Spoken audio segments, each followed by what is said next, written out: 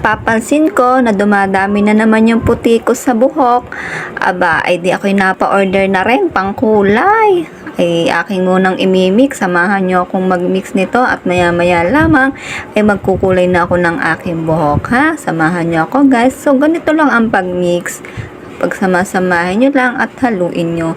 So, ipapakita ko sa inyo ang mga puti kong hair. Oh, so, ayan, no, kitang-kita naman, diba? Ako lang magkukulay niyan, sariling sikap yan. Okay, di ba? Ito yung target nating kulayan, oh. Yan, sinimulan ko sa tuktok kasi dyan talaga yung marami kong puting buhok.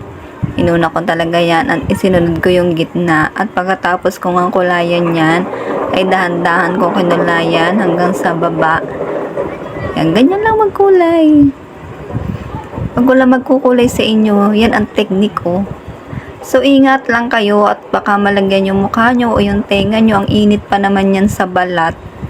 Tapos, pag nakulayan nyo ng lahat, maglagay kayo ng hairnet at ibabad nyo siya ng 25 to 30 minutes like this.